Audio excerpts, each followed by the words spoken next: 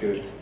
Hey, it's really nice to be here on stage. I really see a lot of faces in the audience. I'm happy that you're not asleep. If I would drink the whole day alcohol and beer, we don't have it in Germany. You can only drink after the conference, but you do it during the conference. And I didn't expect so many people to be here.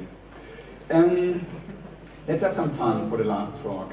I usually try to connect somehow with the location or the people around.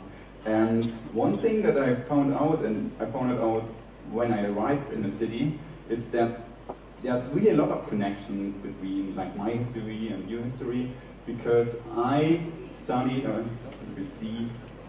because I studied at the Bauhaus University in Weimar.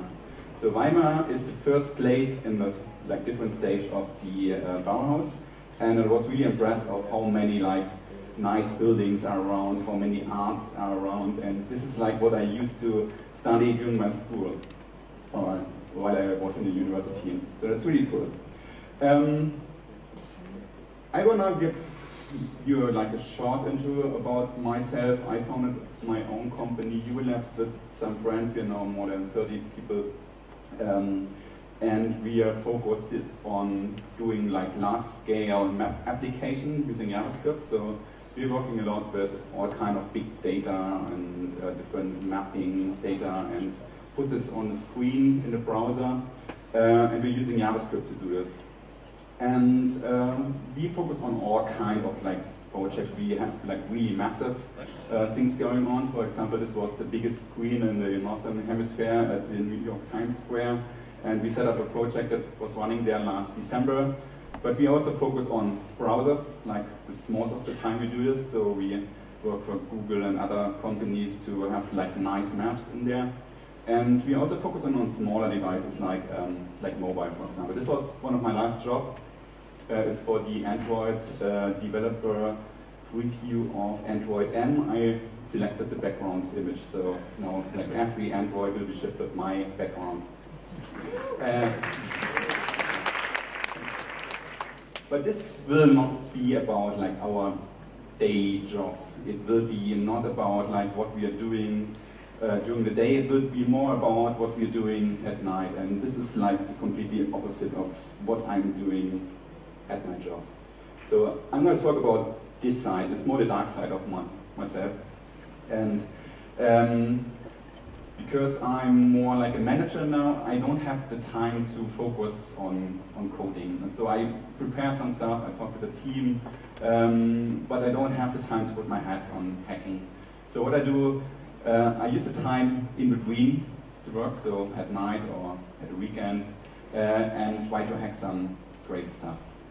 And also from my background, as I said, I was studying at Bauhaus University. So Bauhaus University was an art and design school, so I don't have a computer science background, so I had to teach myself JavaScript. And I found the easiest way to teaching myself is by trying to hack as deep as possible into the language. And I have my own website up. It's called M1K. I have my own Twitter account on MK. And at this m1k.com, I publish all kind of crazy projects. And the project I was getting more popular was a thing called World, as I called it. And if you look at the source code of the project, you see this. So you see a script tag, and there's some JavaScript in between, and the closing script tag, and that's the HTML page. So that's it. There's nothing more. And if you open this in a browser, you see this. So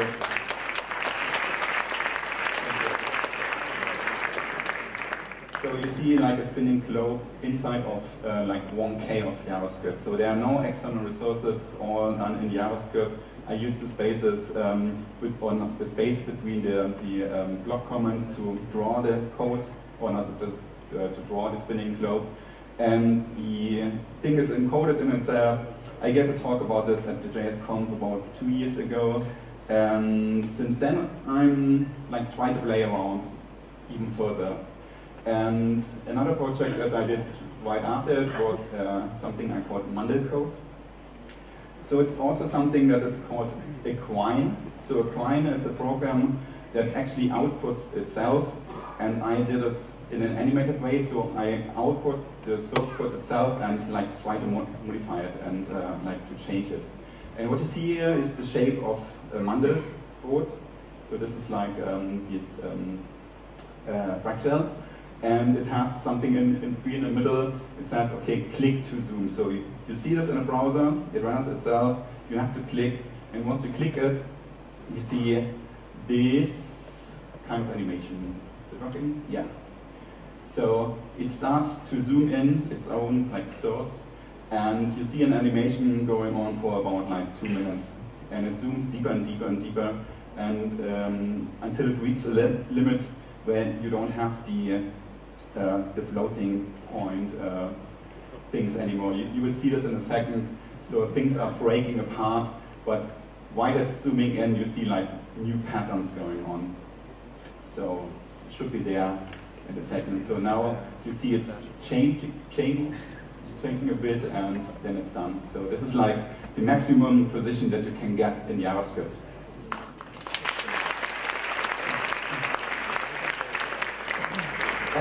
Something else I'm quite famous for, but I have to say that I'm not the original author. I just make it work in the browser, and it's something called jsfuck.com.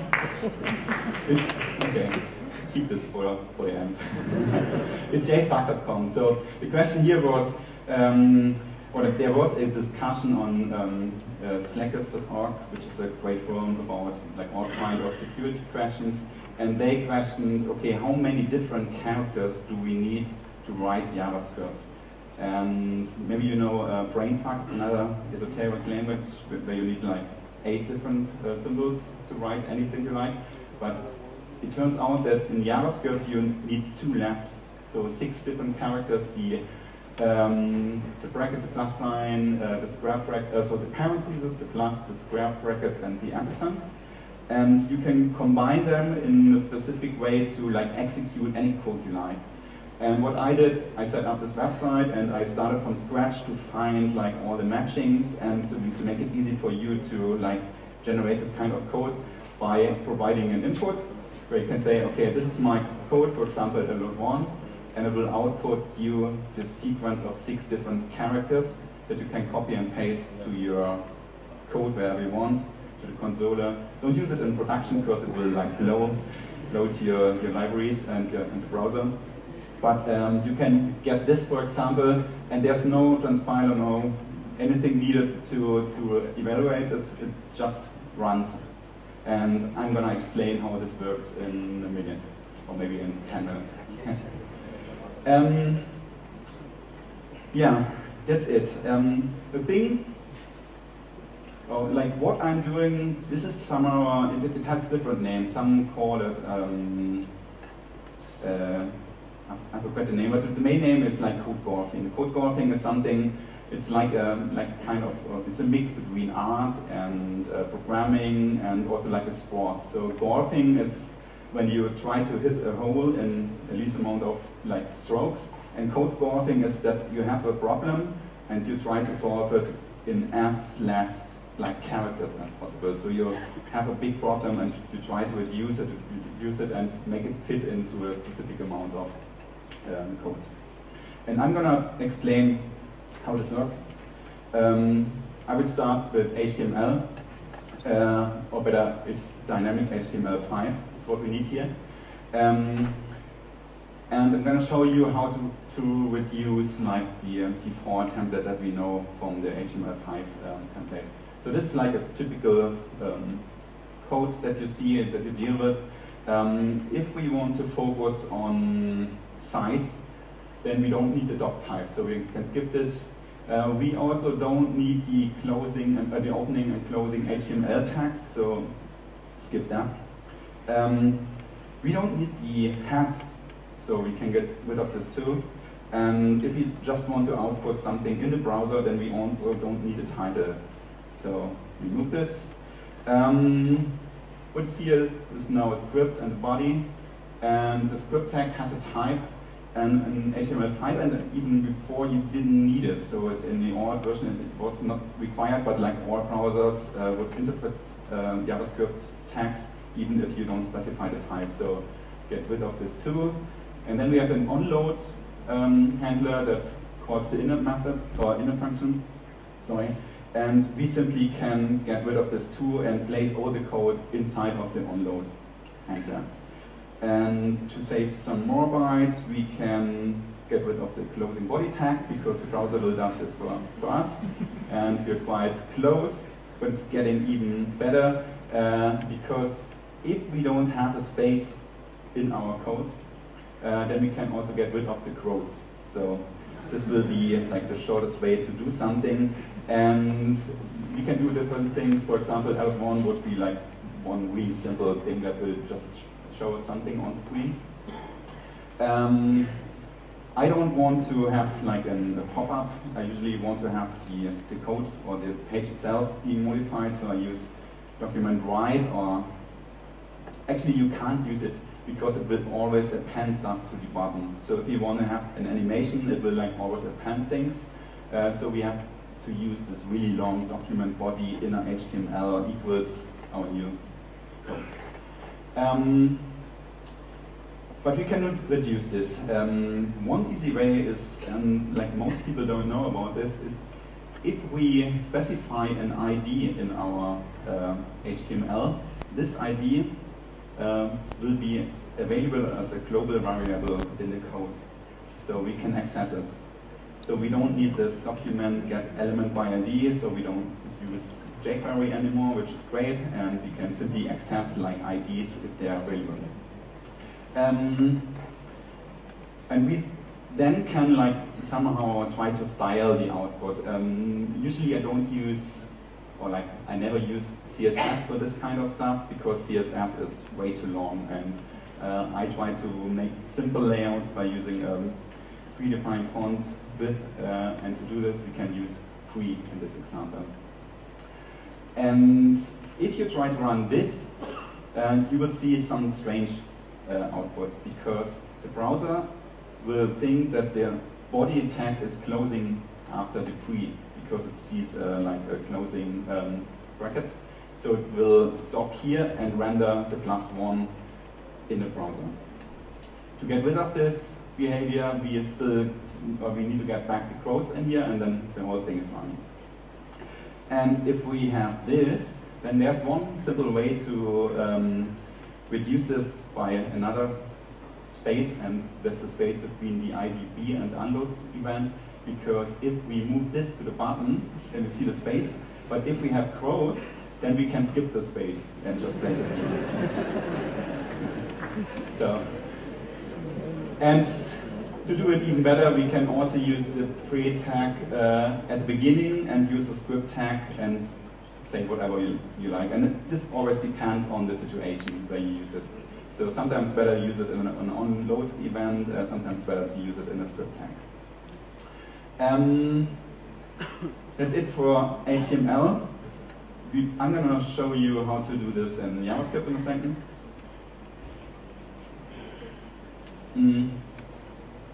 This will be like a super simple example. So we have like two random numbers, x and y, and we have z, and we get back the maximum value of both this. If we do code forwarding, then we usually don't care about the global leakage. So we can do dirty stuff. Actually, we have to use evil things. For example, like getting rid of the grass. So because it's a small scope that we are dealing with, so it's okay to do it like this. We can define variables to hoard repeating patterns. For example, here you see it math 3 times, so we can say m is math, and then only say m dot something. So this is quite simple, just not a pointer but a reference to the math object. Same for the random thing. So if we store r, if you store m.random in r, then we have the reference to random, and we simply use the r later to get this kind of stuff. There's a way to do it even better, or not better, but shorter. Maybe just to say this before there are any questions, don't use this during production. I just want to give you an impression of how things could work. Actually, there are some optimizers out there that does this. For example, the closure compiler tries to replace stuff with which I'm going to show you now. So, what we can do in this case is we get random as a string, and then we use the square brackets to access this method on the M, which is referring to math, which is quite cool. And it's not shorter in this case, but we can make it even shorter because we can use the first accessment and move the R in here. So we move it in the first place, assign it, access it, and then use it again somewhere else. So this is like the basic idea. It's a really basic thing. There are more really cool things that you can do, but I will point you to reference later. We can go on and use totally evil things like width. And if we do this, then we can skip the math dot whatever, so we can access random. And if you use width, then it's in the same in scope and the same thing where you can access it. And you see there's curly braces here. And one cool thing is if you replace the semicolon with a comma, then you have the ability to skip the curly braces and just write it like this. And then we can use the same thing that we've seen before and move the random thing into the first assignment, which looks like this. And then we have something that looks like this, and in one line it's this code. So this is the idea I want to show what is code morphing all about. So you have to know and all this kind of tricks, and there's a really long list of things that you can do. Okay. The title of the talk was the Aleph. I'm not sure if you read the description. I usually try to do something new when I go to a conference, so I take some time and prepare something only for the conference, and I will show you something that no one has seen before, only my mate. And I try to get some inspiration from everywhere I can, so I'm really looking around into art and other things, and also into literature. And one guy I really like is this Jorge Luis Borges. I'm not sure if someone has ever written a story from him. He's a really great author. He's also a bit known in the JavaScript community, but he lived in the not last century. He died in 1986. He's famous. Or more well known in this book by Angus Call. I'm not sure if you've read this before, but it's a really great book. It focuses on literature and focus on different authors and try to write JavaScript in this specific style of the author. So there was an example here that focused on the code by Jorge Luis Borges, and I'm gonna just tell you something about him. So this is a late portrait. He was a writer from Argentina. He was also a translator, and he got into all kind of stuff, and he was also a librarian, so he worked at the library. The portrait here is from his later age, and you see one of the eyes is looking strange, and that's because he got blind at the age of 55. So he was a writer, he was a librarian, so he couldn't read and write because he was blind, but he still creates amazing stuff and amazing ideas. For example, this is something he did, and it's one line, and it's a self-portrait from him, and he's focusing on this and explaining why he does it, and he's really good guy, and he focused on different kind of topics. For example, labyrinths, so you see all kind of labyrinthic stories from him. There's, for example, the Garden of 14 Paths. It's a story, and the story describes all the possibility that the story could go. So it focuses on every aspect and tells the story from all possibilities. So he also focused on other big things, for example, infinity or immortal people. So there's a story, really impressive story. It's called The Immortal, about a guy he's trying to get immortal by drinking some water, and then he did it, and in the end he's really like sick of it, because like he read everything that's there, he did everything that he could, and he's trying to die somehow. So this is the story about this guy. And another thing that he's also doing in his stories is reducing. So he tries to like keep things short, and there's a favorite, or one of my favorite quotes, it's like writing long books is an act of foolishness, and it's somehow like he's one of the guys that it's an early code golfer. So what we did with code, he did it with stories. So he was able to pack a really thick story that could fit into a 500-page book into a really short story. For example, this, I usually hate like reading text, but you have to do it here. A man sets out to draw the world, and as the years go by, he peoples the space with images of provinces, kingdoms, mountains, space, ships, islands, fishes, room, instruments, stars, horses, and individuals. And a short time before he dies, he discovered that the patient labyrinth of lines traces his own face. So this is like to give you an impression. So he packs things into a single story. He packs the full life of a man into like only like 300 characters. And a really famous story is called The Aleph. It's also like a book where he connected different short stories, and I use this as an inspiration for my next project that I'm going to show you. And I also looked up what's the actually meaning of Aleph. So I knew in Hebrew it's the first letter. I didn't know that's also the first number, or number one, which is quite interesting because you use the same symbol for writing and for like counting. But there's also another meaning in the Kabbalah, the Judaic Kabbalah. It has a more esoteric meaning, and the symbol Aleph means origin of the universe, and it's also like the origin of all numbers. So it's a symbol that contains all other numbers, and this is a really interesting aspect.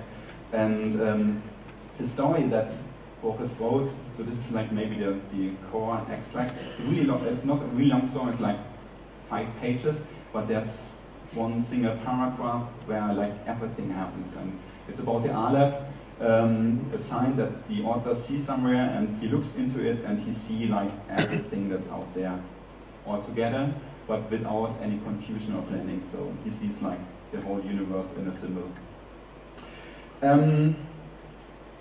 But I'm not talking about author, I'm talking about front-end development and code. So I'm going to show you what I did for you. And this is like the code I created. So this is called the Aleph. And if you look close, then you see at the top there are like 2 Alephs, and first one or the second one depends on from where you read it. I'm used to read from left to right, you used to read it from right to left.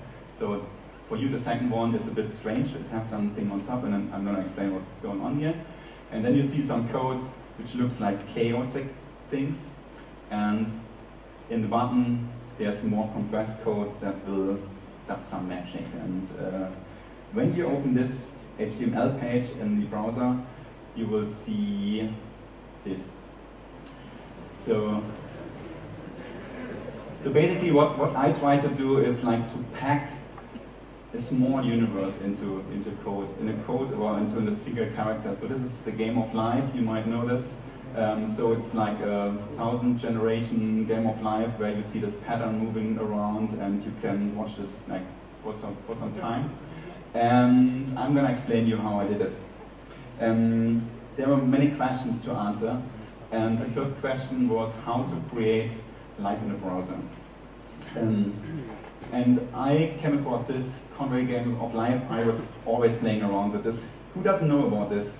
Who doesn't know about the game of life? Okay, so I'm going to explain it shortly. So the game of life is a kind of simple algorithm, and it's like if you have a grid, then you check every cell and count the neighbors or the living neighbors of the cell. So if you have a grid like this, there's something in the middle and you have like 8 surrounding cells. And for every like loop or every generation, you check every cell and count how many living neighbors are around. And then there are some quite simple rules. So if there's a dead cell, then a new cell will be born by reproduction if there are 3 surrounding neighbors. So if there are 3 neighbors around, it will create something out of nothing. For live cell with 2 or 3, it lives on to the next generation. If it has fewer than 2 neighbors, it dies as it's caused by underpopulation. And the last rule is more than 3 neighbors will result into a dying cell by overcrowding. So that's quite the simple like rules that exist.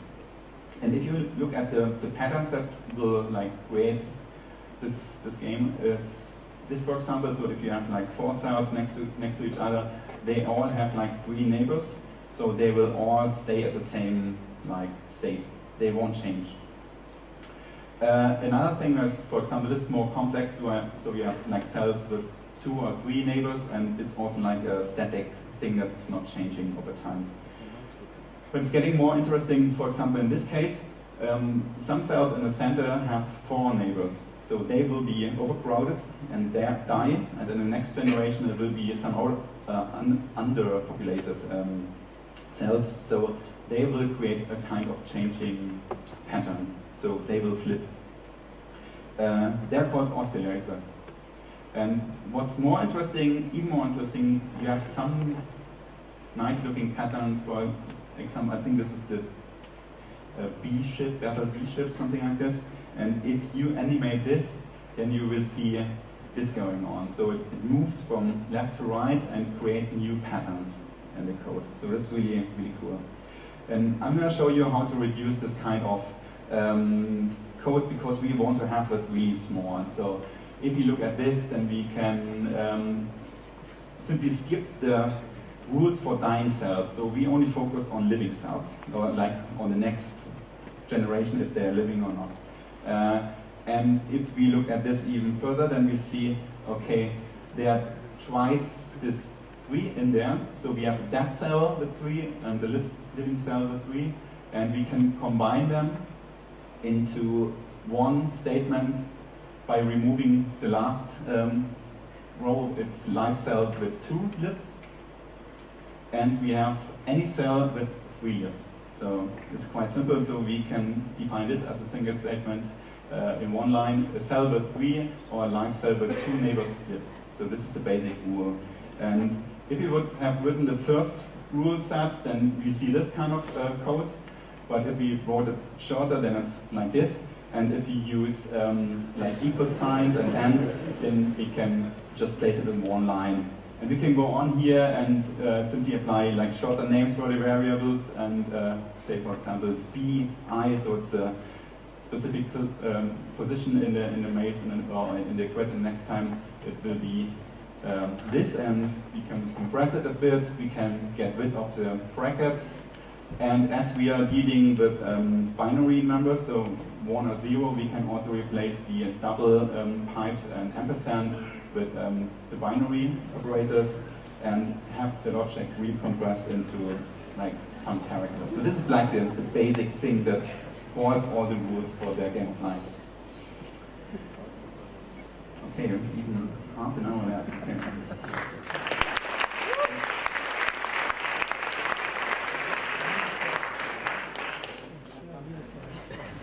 So this is the final code.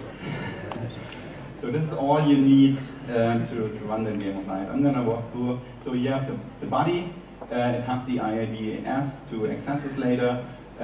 We have an onload event with autocode in there. And then we have the set interval, and it executes every 99 milliseconds. And then we have something to generate the first like board. And it's quite funny because the pattern I found, it's like 24 and 7. It's like what we have in a week. So it's nice numbers. And this code is to run over all cells. This code is to like count the neighbors. This code is what we've seen before. It's like to check if the next generation of cells will live or not.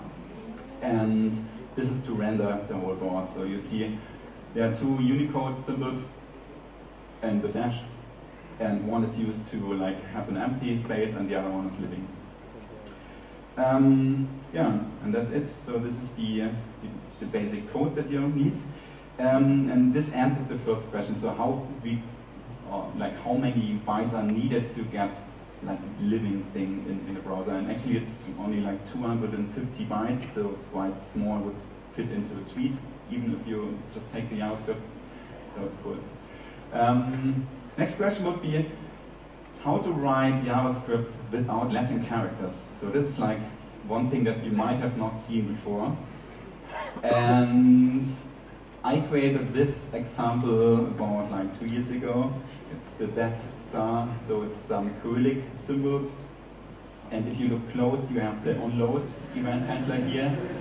And then the rest is like JavaScript. And you can, this is a valid HTML file. So you open it up and it runs. And in this case, if you look at the heart of the star, it has another star, so it will give you an alert with the star.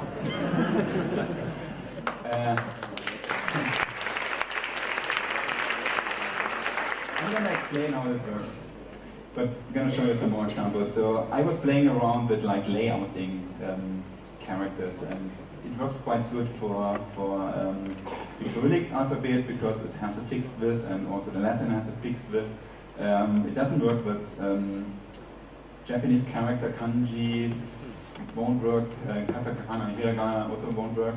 But you can use tabs, for example, to lay out this kind of stuff. So this is valid JavaScript 2. Copy it, paste it into the console, and will give you an alert too. And it looks like it's written from top to down, but actually I use tabs to like lay out things to make it like looks like a column. And these two examples that you see before, they were more like a proof of concept that it is possible to write code without Latin characters, but they both only like displayed something simple, so they only showed a letter or like a number in an alert. I focused on this and said, okay, I want to do the matrix intro sequence. So you notice from the movie there's code falling down from the top. And I tried to reproduce this code, and I said, okay, I want to limit it to 1K, so 1024 characters, bytes actually, because they use more than 1 byte. But in the end, the byte size is really that much. It's only like 500 symbols. And if you look at the source code, you will recognize that it is the source code itself. So it's building its own source code.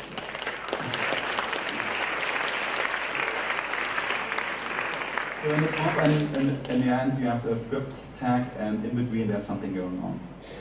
You can find this here, it's the symbol for rain, or you can write matrix, it will like redirect you.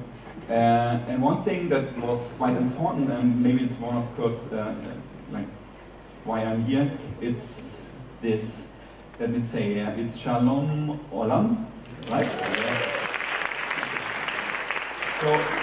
So I played around with different character sets, and I was really impressed by this, like how you write from the other side. I'm totally not used to it. It's like you do it all the time, but for me it's totally strange. And I thought, okay, how will code look like if you write it in the Hebrew alphabet? And this is what I came up with. So this is valid JavaScript. It's maybe the first code written in JavaScript that uses Hebrew letters only, and it will, in this case, alert hello world. So you can look this up at this URL, or if you don't know Hebrew, you just type in Hebrew. It will redirect. It's helpful for me because I don't have it on my keyboard. And the question was, okay, how the hell this is working? So how do we use only like different symbols? Because usually we're used to say inner HTML or like different names that are always taken from the English language. And there are two ways to do it. One would be to use escape sequences, and the other one would be to use or to play Scrabble, as I call it. I will explain it in a second. But let's focus on the first one, escape sequences. So if we have the character A in our code, we could also say \u and then specify the hex code in 4 characters, and it will work. So you can combine different escape letters and combine them, for example, like this. This is valid JavaScript too, so this will be a lot more. So I use this a lot more, like in all my examples, to make it easier, because dealing with a lot of code might confuse us. So if you have this \u, we can also use higher level Unicode hex representations. For example, for the Aleph it will be 05D0 or 05D0. We can also use \x and specify a hex code to write different letters. The thing is, this won't work in the code itself, so this will only work inside of strings. And one thing some people don't know, I just discovered it by doing this research, you can also just have a \, and provide an octal sequence, so numbers from 0 to 7, and use the octal representation of the character to have it inside of a string. And this will only work for ASCII, for the ASCII range, so it won't work for all Unicode. And this is valid JavaScript too, so this is strange because there's no letter at all, so only numbers, symbols, and so on. So we have a lot of these numbers. These are octal sequences, and if you translate this to actual letters, you will see map constructor .1. I just place this in one line. So this is what will be executed, and this is the core thing that you need to know to understand all the next things that are going on. So we have this strange looking thing, and I'm going to explain what's going on here. So at the beginning we have an empty array, and then we access a method called map. If we do this, it's basically a function. We could also say empty filter, empty array filter or sort or whatever, but map is really a short thing. So we get a method, and if we access the constructor of a function, we get the function itself. And I'm not sure if you know this, but if you pass to a function constructor any kind of string, then it's basically something like an eval, so we can execute what's in there. So it's a shortcut to an eval function, but it's hidden behind different characters. So usually I use this in my code because it's quite short. There's another way to do it, and I decided to use it for the example of the Aleph that I showed you in the beginning. And I use an assignment because I think it's somehow good for this. So I have the big constructor. I just have a constructor as a string, and I access constructor of a constructor, which is a function, and then constructor of the function, which is capital function, and use this to eval code. Yeah. So this is one way to do it. This was escape sequences and this strange eval thing. Another way to do it would be to play Scrabble, as I call it. This is a basic idea of what it's used in a JS fuck project. So if we have an empty array and we do a negation on it, then we get false. So not an empty array is false. If you do a double negation, it will be true. And if we then add an empty string to both of them, we will get a string false and true. So this is a basic idea. And what's funny now is we use this and have square brackets around and then pass in some numbers, for example 0 to 3, then we get different characters from it. So we get the T, the R, the U, the E from 2. And if we have true and false, we can combine it, for example, and have false, get the second character 0 base, so the second one, the third one, the fourth, the second, and the first. And to make it easier to read for you, if you're shifted a bit and you read it from up to down, you see the learn. So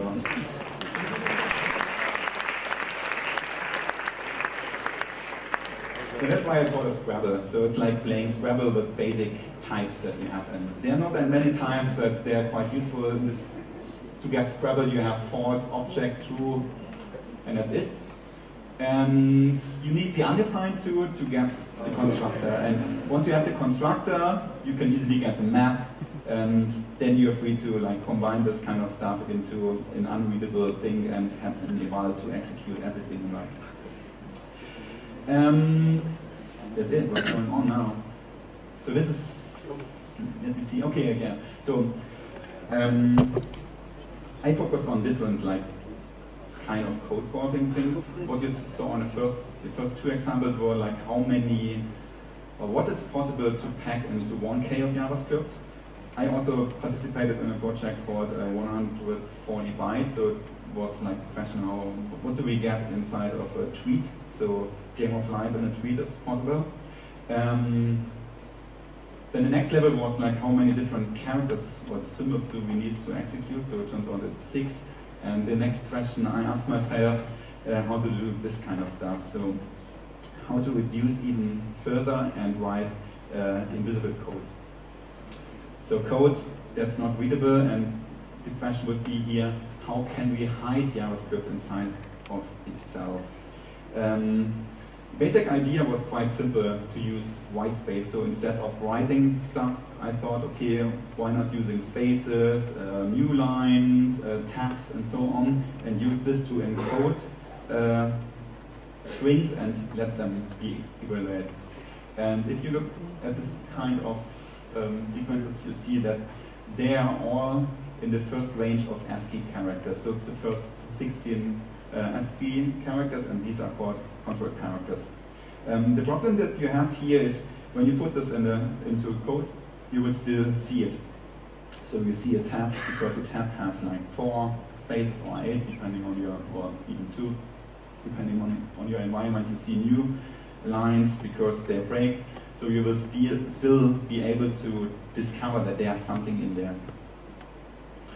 But if we go to the next page, you will get this kind of control characters. I've never come across, just by doing this research, so there's device control 4, don't know what this is, but there's also like file separator, group separator, negative acknowledge, I don't know. So usually you don't need this in JavaScript. And the cool thing about this, and was really helpful for me, is these are characters that they don't have a width, so they won't take any space while you write it.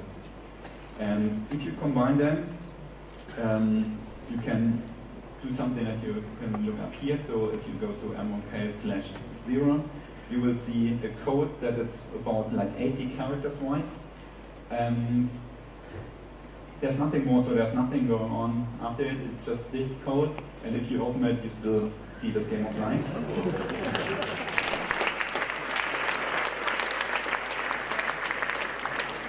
And if you use a hex editor, then you will discover this. So there is something in there, but you can't read it because it's like low level, not low level, but lower range ASCII characters, and it's like what we've seen before. So this is like encoded in the other code, and I'm going to explain you what's going on here. So it's escape, replace, and some eval thing around it. So in the escape, you see an empty string, and this string is not empty, it's just, it doesn't have a width. So inside of this, there's like all this hex encoding going on. And if you say escape, then you will get like some other characters I'm going to show you, and we're going to replace the result of this and take the third and sixth characters and combine them and put an \x in front of it. It's a bit confusing, but I'm going to explain you how this works. So these are like, for example, 16 different characters in the ASCII or in the hex representation. If we use escape and pass some not random looking characters in there, then we get this back. So you see this % sign and then some numbers going on. And if we then replace like the first and the second, only keep the third characters, we get this. And if we join them into groups of 2 and put an X in front of it, then we again have the Aleph 1. So that's the basic idea. And this is what like control characters are. And I did a project and I tested, I usually develop with Chrome, and I thought, okay, this is cool, I got it working now, until I opened up Firefox, and I did some research because there was this strange setting. It's mods control character visibility visible. So instead of seeing this, you see this in Firefox. It was like after some time of work, and I did some research, and within Mozilla, some people liked the idea of displaying control characters was the like explanation. I don't like it. But I thought, okay, maybe there's another way to do it. Maybe there's a way to hack around. I didn't get help. So maybe we can't like pack it into an invisible thing, but maybe there's a way to pack it into a single character. And this was the old regular expression that we use with the third and sixth characters joined into groups of 2. If we extend this a bit and take every sixth character and join them in group of 3 and use the backslash in front of it, then we can use, instead of 16 different like characters to encode stuff, we only focus on 8 different characters. And there are some higher level Unicode symbols in the range of 144 till 1447. And they are kind of crazy characters. I haven't seen them before. You might have seen them. I'm gonna talk about you later, because they look like this. And if you zoom in a bit, I'm not sure if you're familiar with these shapes, but they're called chants, and they're used as a rhythmic representation. So it defines a rhythm on top of a character or on top of a word. And they have a special cool unique feature, or I don't know how to call it. But if you combine them, or if you like stack them together, they won't take place. They just getting stacked over each other. So you have a symbol, in this case it's the Aleph, and I can put as many characters on top and below and have like everything encoded in this. So in this example, we have 6 different hexadecimal encoded values. If we use escape, you see this. Then we focus on every 6th character here and join them in groups of 3, and then put a backslash in front of it and have the octal encoded version. And if we use this on multiple characters, then we get the Aleph 1 too. So that's running here. So this is the Aleph.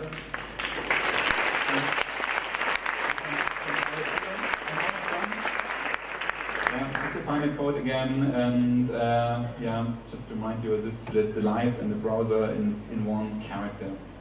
And one thing to answer, we don't do a Q&A, we can have some drinks and discuss this later, and I'm really happy to collect feedback from you. But the big question that always can come up is why I'm doing this. And I'm not the only one, there are more crazy people out there.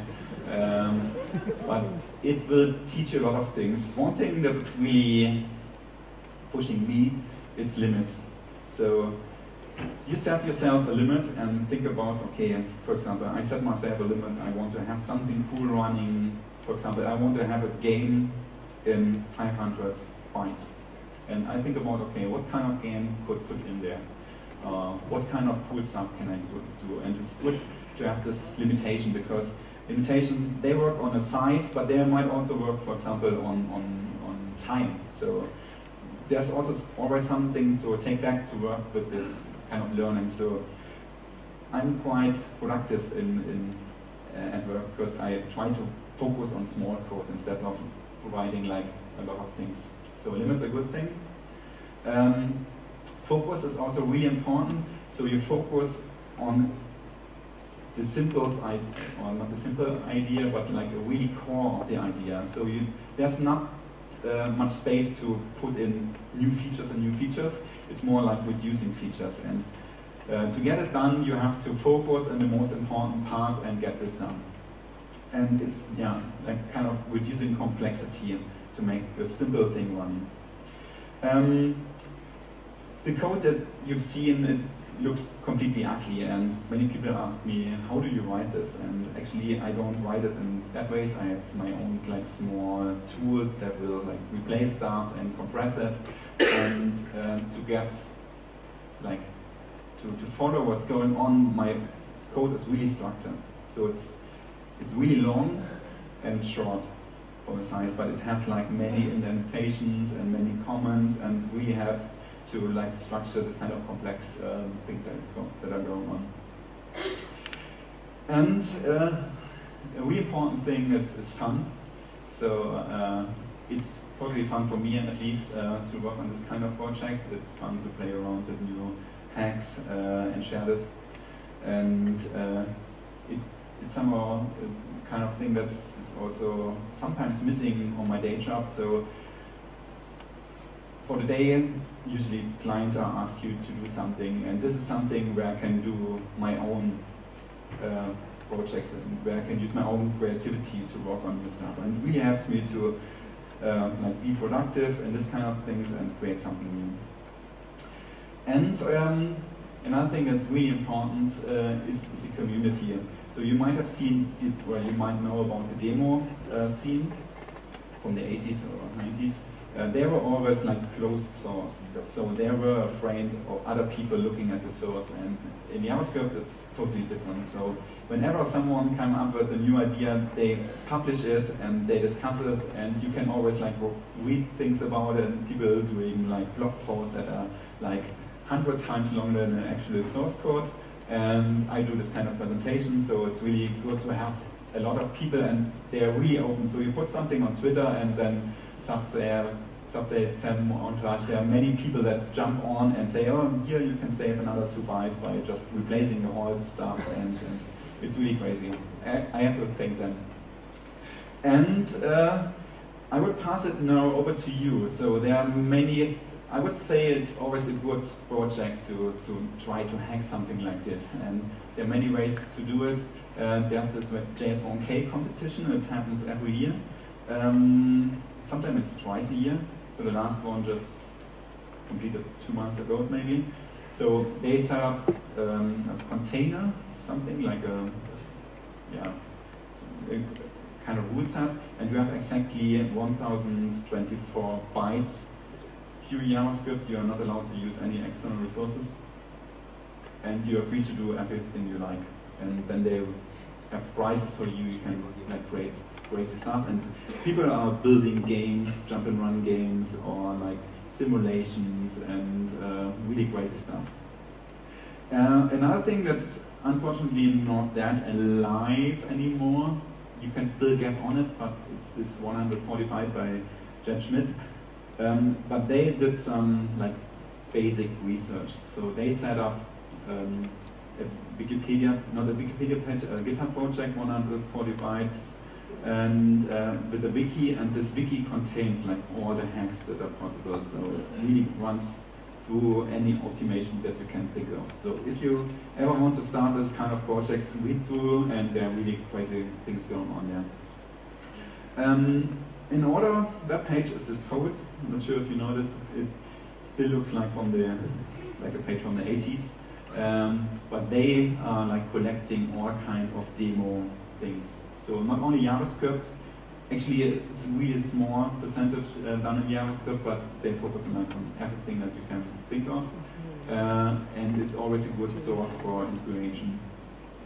And I'm not sure if you heard about this shader toy. So this is a web page which is quite new. They are also creating really stunning demos in a short amount. They are not focused on size, but they are more focused on like visually appealing stuff. And actually what you do is like to create WebGL shaders. So this is something people are getting into, and they are like writing simple methods and some simple math and combine them to something really complex, and then you have like ships on the ocean and stuff going on. It's really, really cool. Yeah, and that's about it. The only thing, and it's kind of bracket for this conference day, because Douglas Crockford started with the good parts. I showed you more the bad parts. And, but I would totally agree with him to keep calm and JS on. And it doesn't matter if it's the good part or the bad parts. Just try to get deeper and deeper, try to learn something new, try to be creative, and yeah, have fun. So, thanks.